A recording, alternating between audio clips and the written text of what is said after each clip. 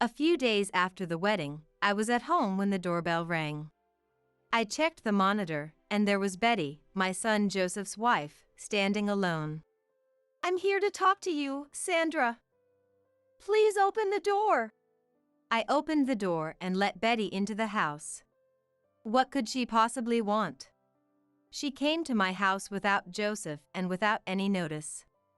"Joseph told me that you and your husband are divorced, right?" she asked out of nowhere. I could sense she had an agenda, but I calmly replied, "Yes, that's right. It was when Joseph was still very young. But why does that matter?" "Oh? Well, since you're single, I didn't expect much about inheritance. But as your daughter-in-law, I thought it was wise to check on the assets." Now I understood why Betty came over without Joseph. This daughter-in-law of mine came to see how much savings I had. When Betty realized she wouldn't get any money out of me, she said, "Actually, I came here today because I have a favor to ask you, Sandra." "A favor?" I asked, and Betty nodded, smiling. I had a terrible feeling about this. "Well, I'd like to sever ties with you since we're practically strangers now," Betty blurted out. "Strangers?" "Yes, exactly. So, from now on, please stay out of our lives. I absolutely don't want to be responsible for taking care of you. Let's sever ties completely." Betty said this with a cheerful laugh, leaving me utterly speechless. Seeing that I couldn't say anything, Betty stood up, seemingly satisfied. Then she said, "So, Joseph and I won't be in touch with you anymore, Sandra. And please don't contact us either. I'm leaving now." With that, she walked out of the house. My name is Sandra. I'm in my 60s, living alone in a rural town, relying on my pension. In my younger days, I was a real workaholic, so I managed to save quite a bit of money. I grew up in a poor family, so I started working right after high school. I didn't want to go to college. I wanted to start earning money as soon as possible. I met my husband, Charles, at the company where we both worked. Charles was about the same age as me, and we bonded over shared interests, eventually starting a relationship. When I first met Charles, he had dreams of starting his own business. "I've been saving up money because I want to make my dream come true." "That's an amazing dream. I'll help you," I said, and Charles smiled happily. Then he said, "How about we get married when I achieve my dream of starting a business?"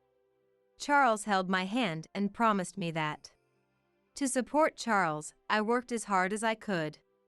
Thanks to that, a year after making that promise, Charles successfully started his business. And as promised, we really did get married. Soon after, our son Joseph was born, and we became a family of 3. Our life wasn't very stable, but we enjoyed small moments of happiness and lived a joyful life. However, that happiness didn't last long.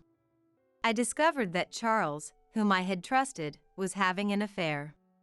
We had many discussions as a couple, but Charles chose his mistress, and we ended up getting a divorce. It was a shock to end up like this, but I couldn't afford to be down. I had Joseph, so I couldn't just stop moving forward.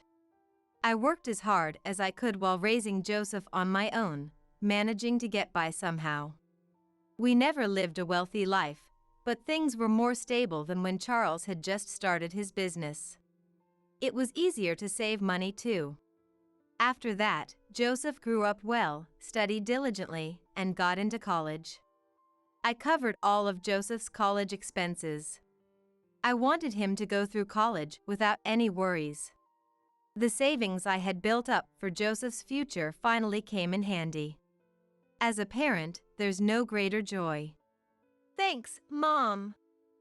I'll work hard so I can repay you someday," Joseph said to me, with tears in his eyes. There's no need for repayment. Just seeing him live healthily and happily is all I need to be content. Joseph graduated from college and got a job at a prestigious company in the city. When Joseph became independent, I decided to sell the house and move into an apartment by myself. There was no longer a home for Joseph to return to, but actually, the move was Joseph's idea. Mom, I think it's time for you to start living your own life. My own life? Yes. I'll be living on my own, and you should do whatever makes you happy. Like selling this big house and moving somewhere new. Joseph was right. This house had originally been mine after the divorce from Charles. We didn't have much money back then, but we managed to buy this house at a bargain. The old house was falling apart in places, and I had started to feel that living there was becoming impossible. But Joseph's words opened my eyes to new possibilities. Moving, huh? I hadn't even thought about that. There are apartments for single people these days, you know. I think you'd be more comfortable living like that, Mom. Joseph's words made even more sense to me. So, I decided to move into an apartment. Since I had reached the age where I could receive my pension, I shifted to a lifestyle where I worked fewer hours while collecting my pension. I never thought that at this age, I would be living a completely different life. I was quite excited about imagining what my new life would be like. Living alone in an apartment turned out to be very fulfilling. However, spending more time at home didn't feel entirely comfortable. As a workaholic and someone who grew up poor, I wasn't used to this slow-paced lifestyle. One day, while living this way, Joseph came to visit me at my apartment. Mom, it's been a while. Joseph looked slightly more mature than the last time I saw him, but that gentle smile hadn't changed. Seeing him like that reassured me. It seemed like he was enjoying his life, even after starting to live alone. It's been a while. But why the sudden visit? Well, there's something I want to talk to you about, Joseph said, looking a little shy. I was curious but invited him in, saying, "Come on in." Actually, I'm thinking of getting married. Married! Joseph's unexpected words made me ask again, unable to believe it. The idea that Joseph, of all people, was talking about marriage was surprising, to say the least. I had never once heard him talk about any relationships with women. Who is she? She's a senior at my company. Her name is Betty. She's older than you? I responded, and Joseph blushed. Joseph had always had a thing for older women since he was young. It seemed that even as an adult, his taste hadn't changed. I just proposed to her recently, and she said yes. So now we're talking about submitting the marriage certificate and having a wedding. I see. Well, congratulations. I was so surprised that I almost forgot to say it, but I quickly offered Joseph my congratulations. Hearing that made Joseph look very happy. As I listened to him talk more, it seemed that his fiancée, Betty, had a bit of a strong personality. Joseph, who had always been the quiet type, seemed to be guided by her. No matter who she was, if Joseph chose her, I was ready to accept her. We couldn't bring her today, but Betty wants to meet you, so we'll come by another time. Got it. I'm looking forward to it. But, Joseph. What is it? I gently reminded Joseph. Next time, let me know ahead of time when you're coming. I might not always be home. Joseph looked like he had completely forgotten, with a sheepish expression. He must have been eager to tell me the news and came over right away. He could have just called, but he went out of his way to come and see me in person. I'm deeply grateful to Joseph for always thinking about me. The next time I heard from Joseph was a week later.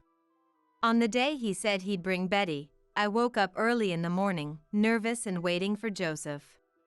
Betty seemed to be strong-willed, but I couldn't gauge how much. Since I only knew what Joseph told me, I couldn't make any judgments. Honestly, I was a bit anxious. While I was thinking about that, the doorbell rang. I checked the monitor, saw Joseph, and headed for the door. "Welcome." I greeted them, and there stood Joseph with a woman. "Mom, this is Betty, the one I've been seeing." "Betty, this is my mom." Joseph introduced us to each other, and I smiled at Betty standing before me. "Nice to meet you, Betty. Thanks for coming all this way." I greeted her, but Betty just stared at me without a smile. It felt like I was being observed, almost like an examination. Her demeanor was far from what you'd expect from someone coming to meet a family member for the first time. At that moment, I couldn't shake the feeling that something was wrong. After what felt like a long pause, Betty finally said, "Nice to meet you, I'm Betty," in a tone that sounded more like an obligation than a greeting.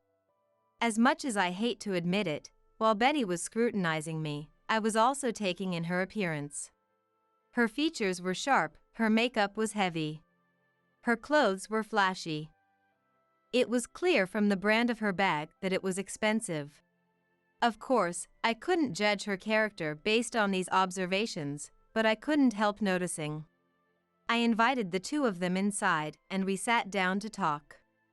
The first topic of conversation was the wedding. As soon as the wedding was mentioned, Betty's eyes widened, and she leaned forward. "The wedding has been my dream since I was little." "Oh, really?" "That's why I refuse to compromise.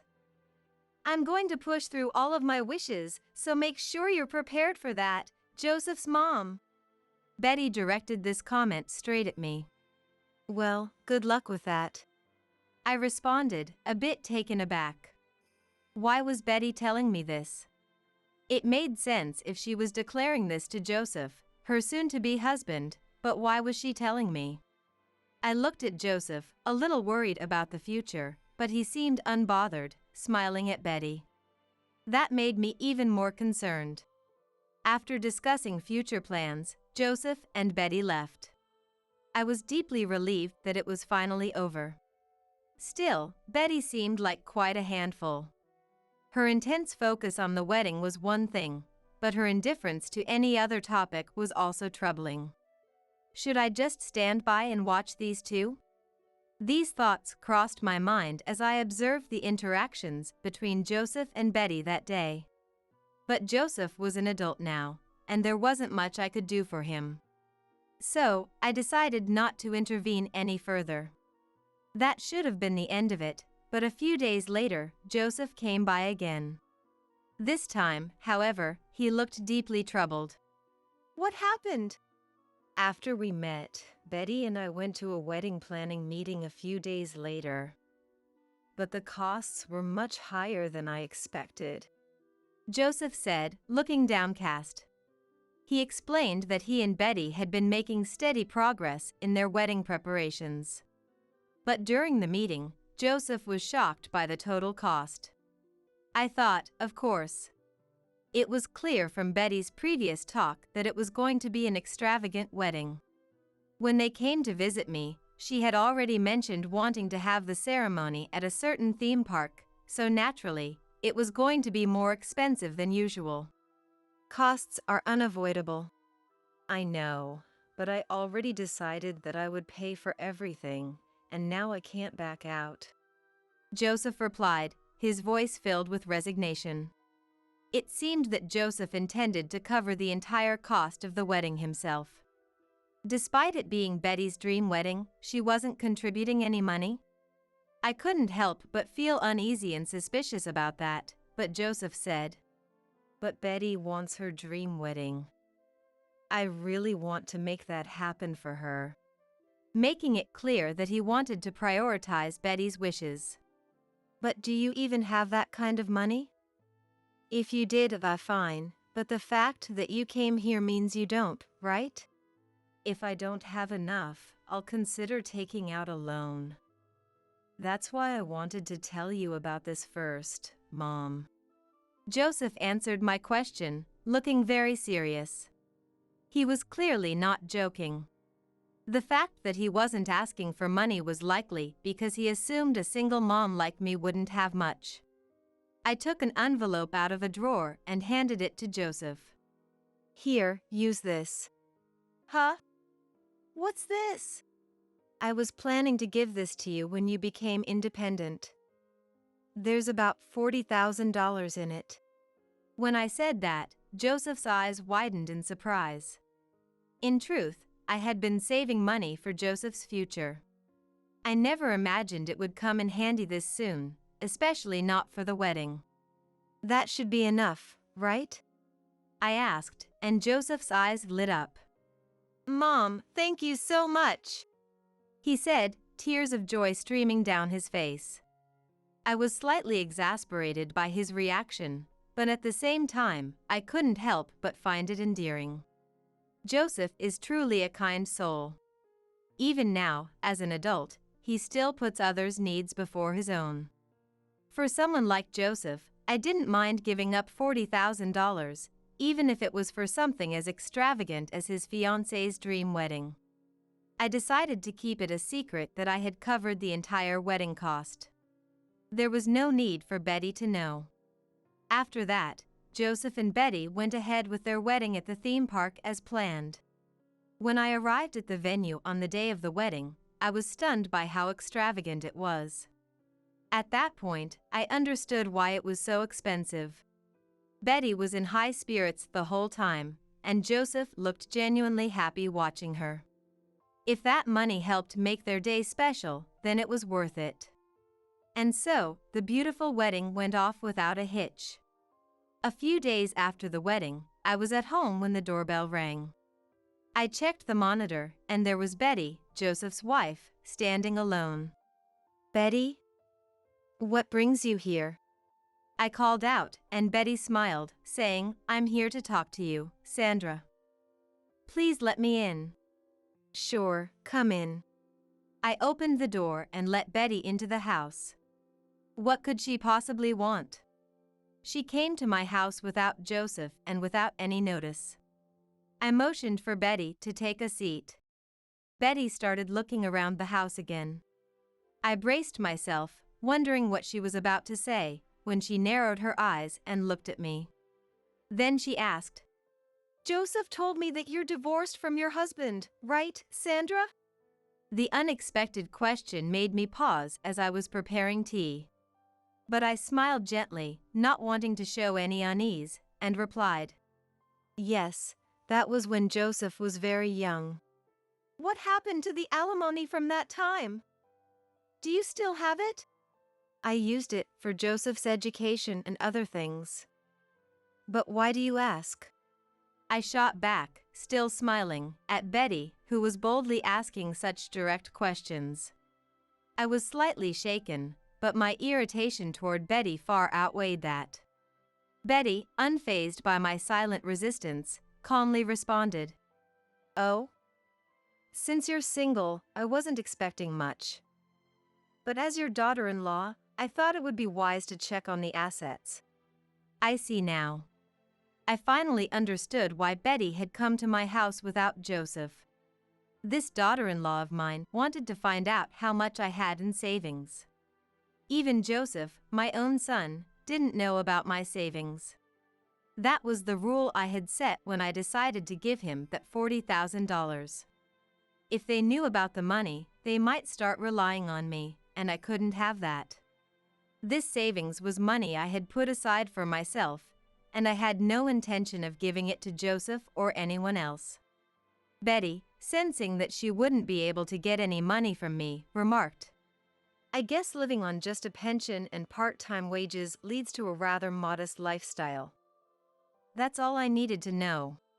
Let me know if there's anything else you'd like to adjust.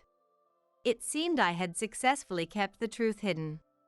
As I kept smiling, Betty's gaze became even sharper as she looked at me.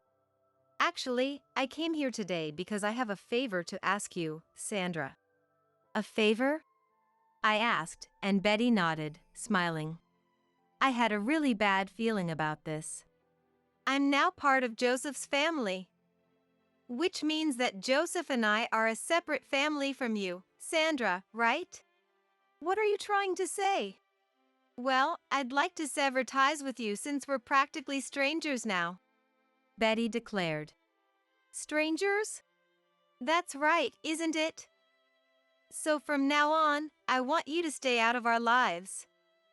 I absolutely don't want to be responsible for your care, so let's just cut ties completely. Betty said this with a cheerful smile, leaving me in shock. She showed up at my house unannounced, pried into my finances and alimony, and now that she knew she wouldn't be getting anything, she wanted to cut ties. This was pure madness. Is this how a daughter-in-law treats her mother-in-law? I couldn't find any words to respond, and Betty, satisfied, stood up. Then she said, "So, Joseph and I will never contact you again, and you should do the same. I'm leaving now." With that, she left the house immediately. I was too stunned to say anything back to the whirlwind Betty. For a while, I was in shock, but then I quickly came to my senses and called Joseph. There's no way the kind-hearted Joseph would agree to cut ties with me as Betty had said. Thinking this must be some kind of mistake, I gripped my phone tightly with trembling hands. Fortunately, Joseph answered right away. "Joseph! Betty just came over and said she wants to cut ties with me. Do you really intend to do that too?" I asked frantically, and Joseph responded as if he was just remembering. "Well, Betty wants that, so I'm going along with it. If Betty doesn't want to have anything to do with you, I think it's best to respect her wishes." She declared this bluntly. The moment I heard it, my mind went completely blank. Unbelievable. Was Joseph really willing to obey Betty's every word, even when it came to such an important matter as our family ties? I was utterly disappointed in Joseph. The kind and considerate Joseph I thought I knew was nothing but an illusion. "I'm grateful for everything you've done for me, Mom. But from now on, I think it's best that we live our lives without relying on each other." Not relying on each other is different from cutting ties. But you see, Betty doesn't want any connection with you, and if that's the case, I think it's unavoidable. I was stunned. At the same time, I felt a strong sense of shock and almost wanted to blurt out everything Betty had said. But I swallowed my words and calmly replied, "Fine. Then you should no longer rely on me either. Consider the money I spent on your wedding as a severance payment. From now on, I won't be offering any more support." I calmly responded. Joseph responded with, "I understand." His reaction made it seem like he didn't fully grasp the gravity of cutting ties with his own mother. After hearing Joseph's response, I ended the call. Once I hung up, I couldn't move for a while.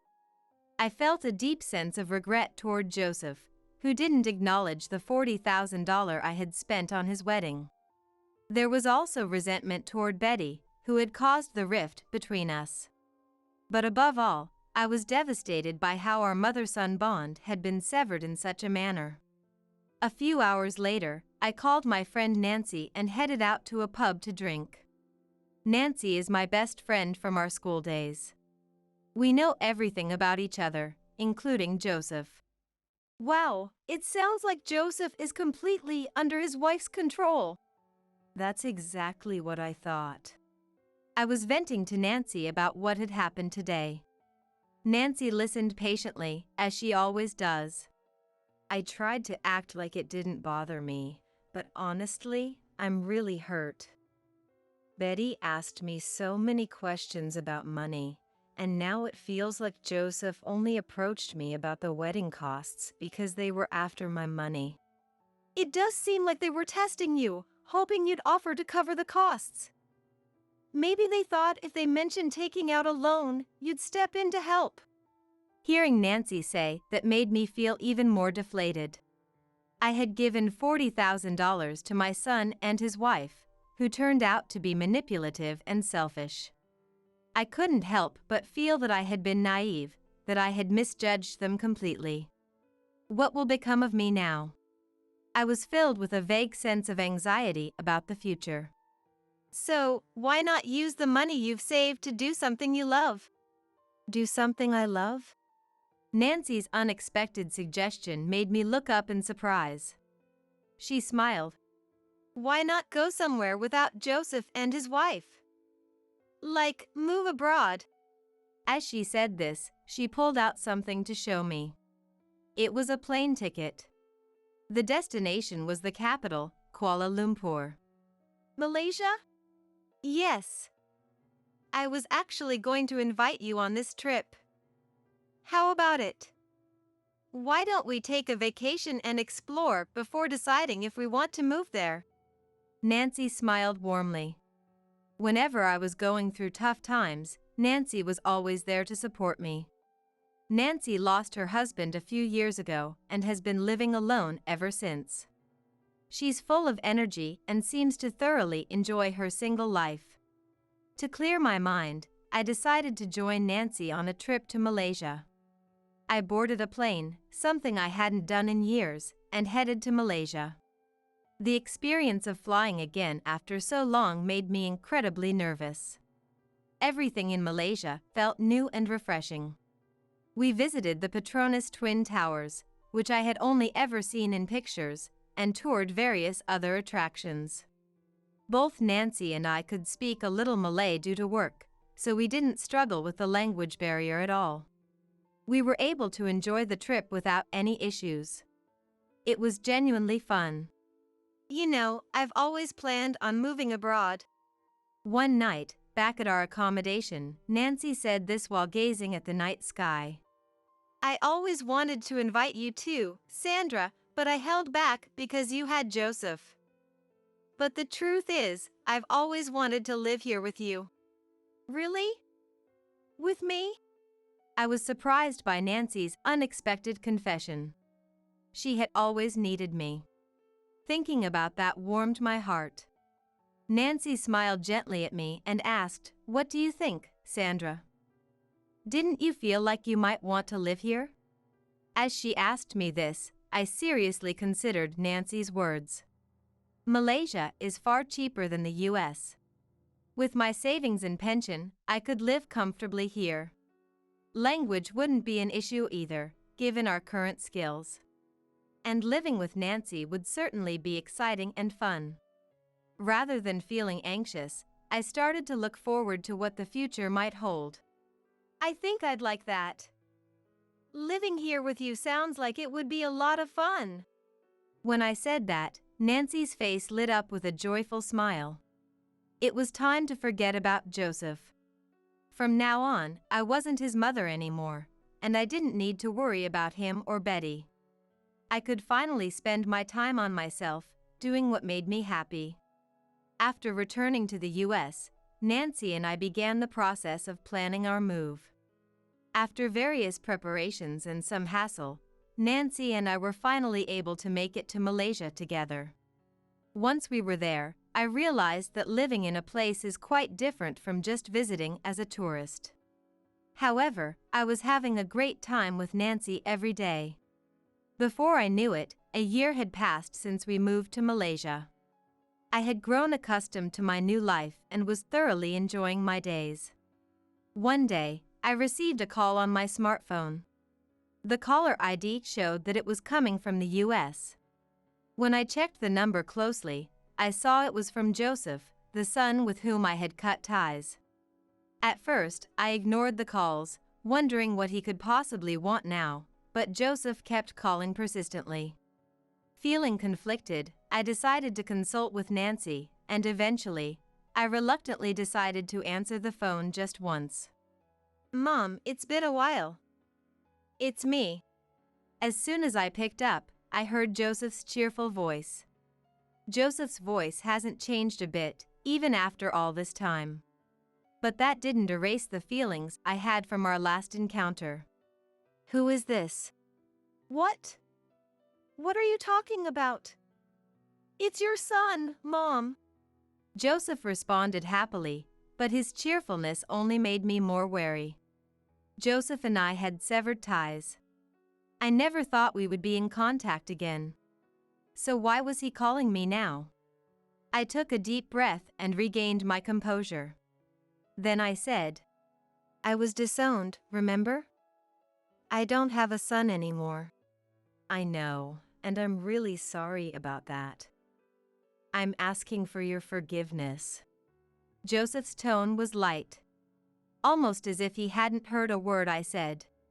I had no intention of ever forgiving Joseph, but I figured I might as well hear him out. So, what do you want? Actually, we had a baby. Joseph's voice was full of joy. At that moment, I motioned for Nancy to come over and switched the phone to speaker mode so she could listen in. A baby? You're a grandmother now, Mom. We want you to come visit. Is that so? Betty's here with me right now. She wants you to come visit us too.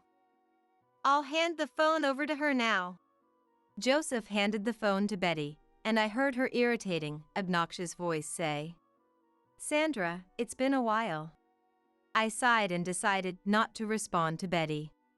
Nancy, standing beside me, was shaking with laughter at my obvious reaction. Sandra, it's your grandchild. You should bring a gift and come see us. We went to your house, but we were surprised to find out you had moved. As soon as I heard Betty's words, my suspicions were confirmed. It seemed that Joseph and Betty, now with a baby, were in need of money.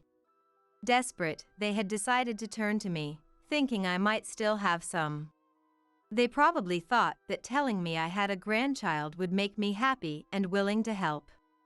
From what Betty said, it was clear they hadn't yet realized that I had moved abroad. That's right. Mom, where are you living now? I'm not telling you. And besides, I don't have a son anymore, so that child isn't my grandchild. My response clearly took them by surprise.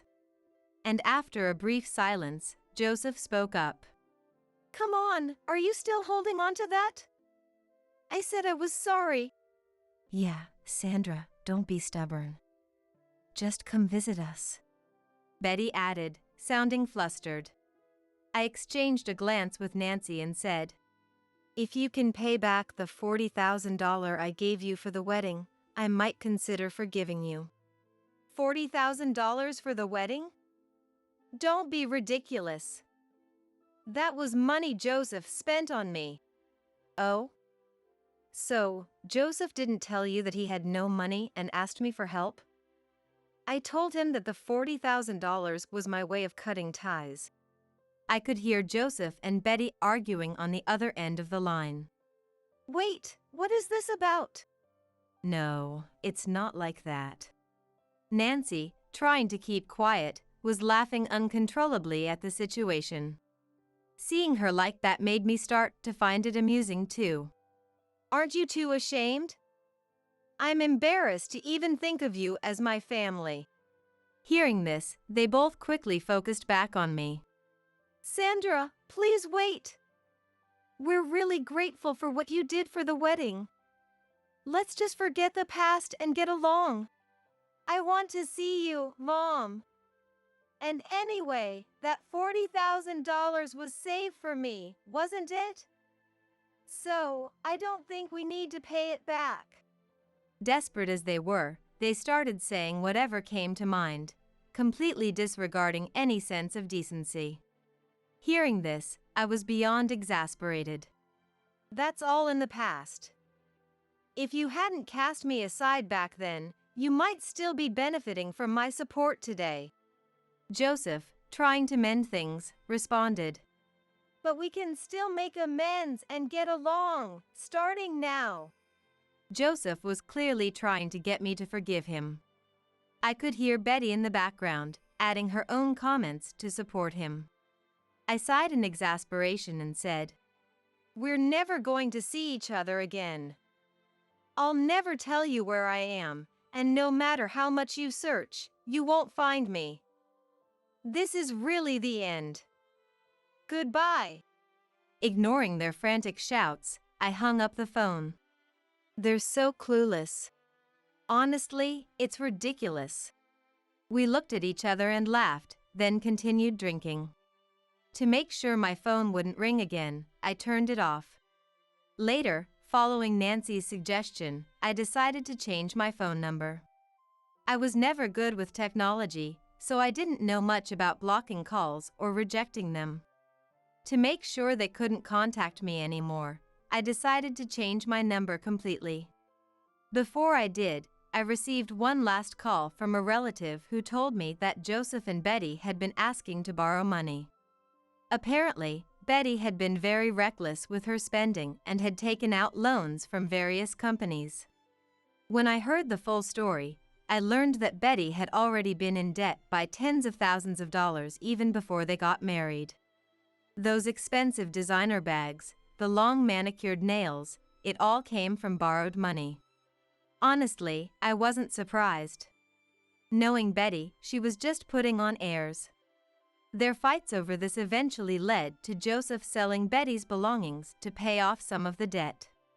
But, of course, that didn't solve everything, and this led to a growing rift between them, which eventually ended in divorce.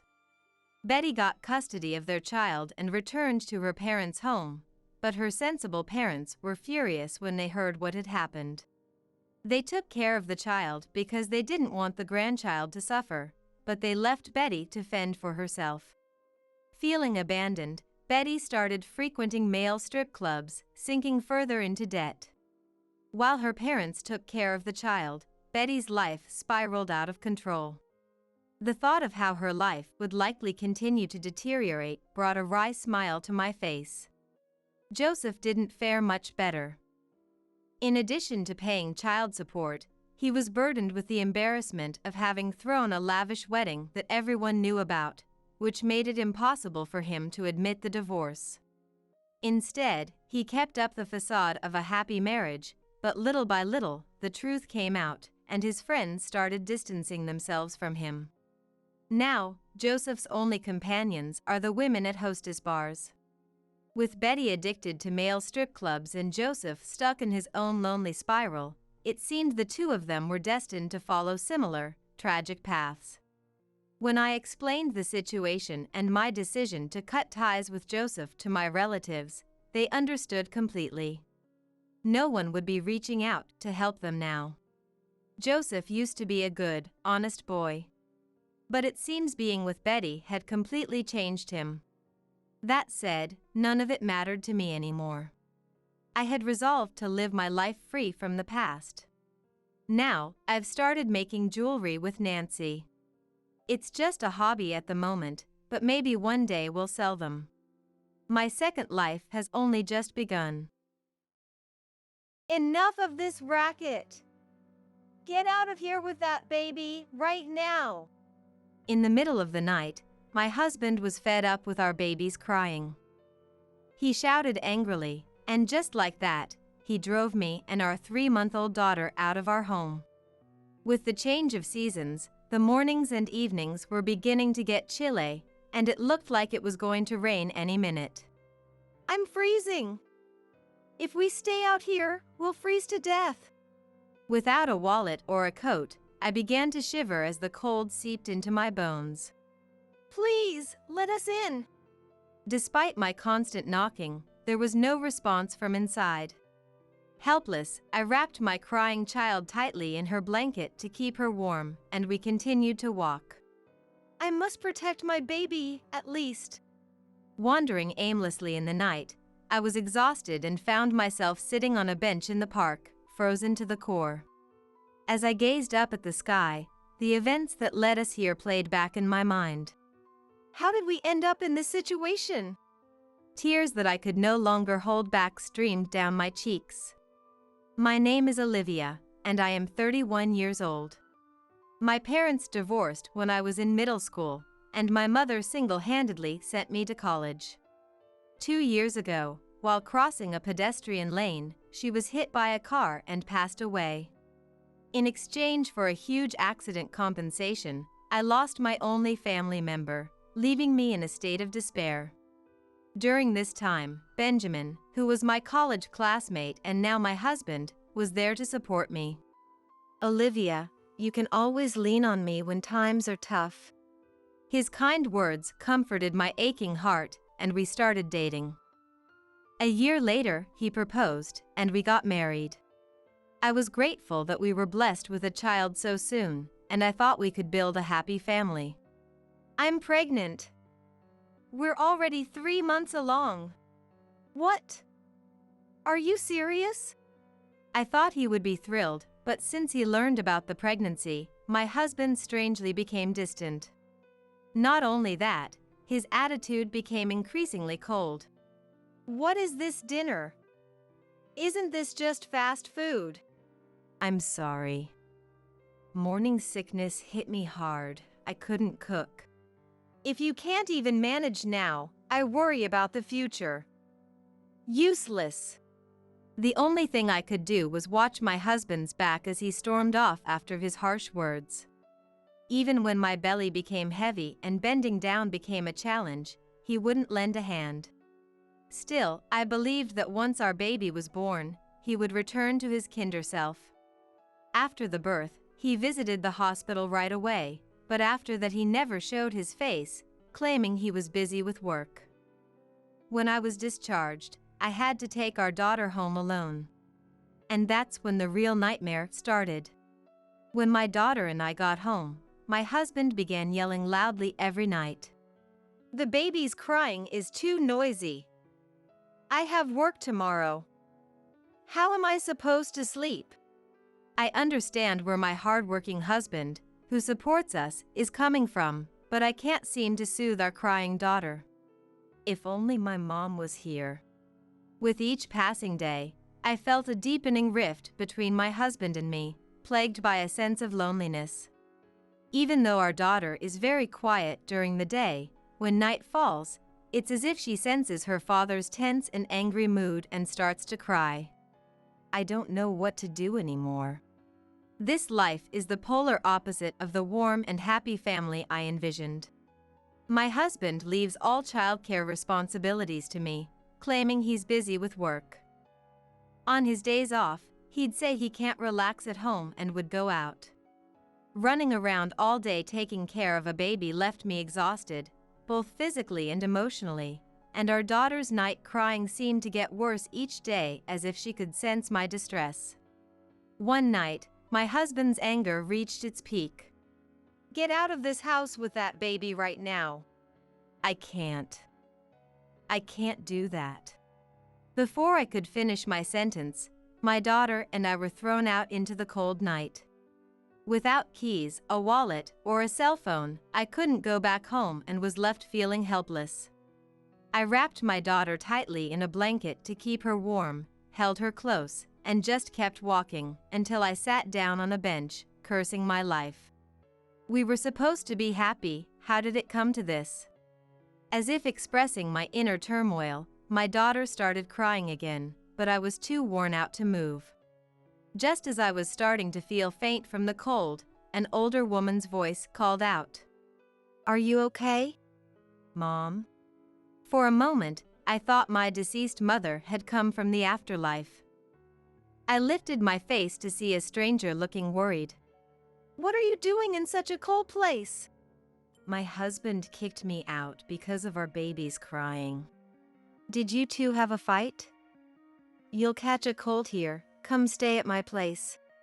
But as I hesitated, not sure if I should impose on a stranger, she took my daughter from me, started soothing her, and my daughter suddenly became cheerful.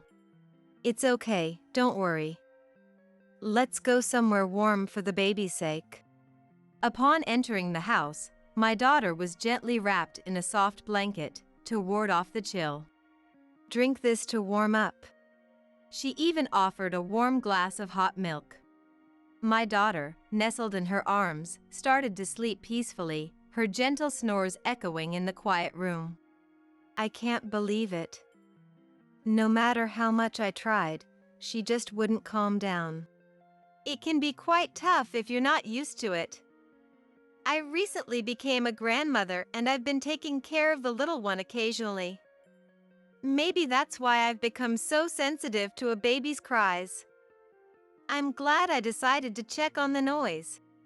Looking closely at the woman, her gentle smile tugging at the corners of her eyes, she was around the same age as my mother. The warmth of her atmosphere allowed me to feel at ease for the first time in a while. I'm sorry for intruding like this. It's okay. We should help each other out in times of need. Do you need me to take you home? Do you live close by? No, I might just get thrown out again. Seeing me stumble over my words, she kindly offered me to stay until morning. Her kindness moved me to tears again. Thank you so much. My name is Olivia. Wait a minute, isn't your baby's name in? Yes, but how did you? Turns out, this woman was Jackson, my husband's direct superior. She had sent us a gift when our daughter was born, so she remembered Anne's name.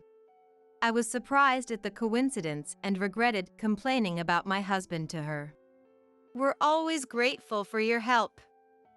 The thing is, my husband has been busy with work lately and he seems quite tired. That can't be right. Your husband has been on parental leave for the past 2 months. What? But he says he goes to work every day. He even said he has work tomorrow. Tomorrow is a holiday, the office will be closed. I wonder what he's up to. I had no idea that my husband, who I thought was always working, was actually on vacation. However, I did notice a sense of excitement on the days he was supposed to be at work. Ever since I got pregnant, my husband's behavior has changed, and I've been feeling something off recently. As I wondered how to investigate my husband's actions, Jackson suggested an idea. Why don't you check his social media? You can use this computer. She pointed to a computer in the corner of the room and turned it on. I gratefully accepted her offer and started scanning my husband's social media. To my shock, I found a pile of photos of him and another woman. He must have thought I was too preoccupied with parenting and housework to ever notice. They look like a couple, don't they? That's Ava. She worked at our company for only 3 months and recently quit. No way. Although I had a hunch, I was too overwhelmed with my first experience of motherhood to consider it seriously. However, realizing he was truly having an affair was more shocking than I had anticipated. Do you know her address? Her contact information? I'm sorry. I shouldn't have mentioned her name. It's personal information and I can't disclose it. Oh, right. As I deflated, Jackson comforted me. I'll do everything I can to help with anything else. Hey, isn't this the Paris Hotel? I know it's a fancy place, and you've been here several times. Do you have that much money? True enough, there were numerous photos on social media of my husband and his mistress, the woman, indulging in luxury dining at the renowned Paris Hotel. As I was on maternity leave, there was no income, and my husband hadn't saved any money since we got married. There's no way he could have such disposable cash. No way, this can't be happening. With a prayerful heart, I checked my bank balance online and found that my savings of $250,000, which I received when my mother died in a car accident, had been halved. I was so shocked that I was unable to move for a while. What's wrong? My husband has been using my savings without my permission. I hadn't touched it at all because I was planning to use it for our daughter. Looking back, I had left my debit card in the card case with my husband when I was hospitalized for childbirth.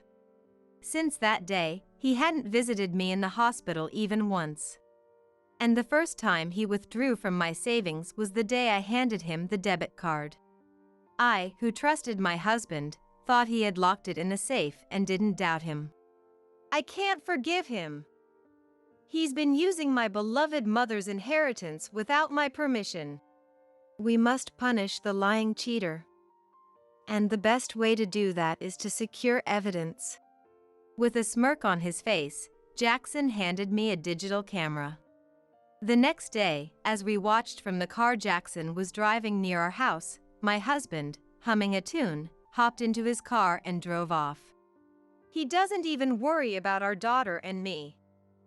Instead, he's making a fool of himself by being so excited. As expected, my husband's car arrived at the Paris hotel. After a while, the mistress came and they casually linked arms and entered the hotel restaurant as if it were the most natural thing in the world. I asked Jackson to look after our daughter and sat quietly in a seat behind them. I've had enough of Olivia's stubbornness. Finally, I kicked her out last night. Now if she files for divorce, I'll get the compensation she received from her mother's car accident. If things go well, I might even get the alimony from the divorce trial. He. You're a bad man. Your wife doesn't even realize that you're after her money. Since her mother passed away, I've been very kind to her so that she'll never find out.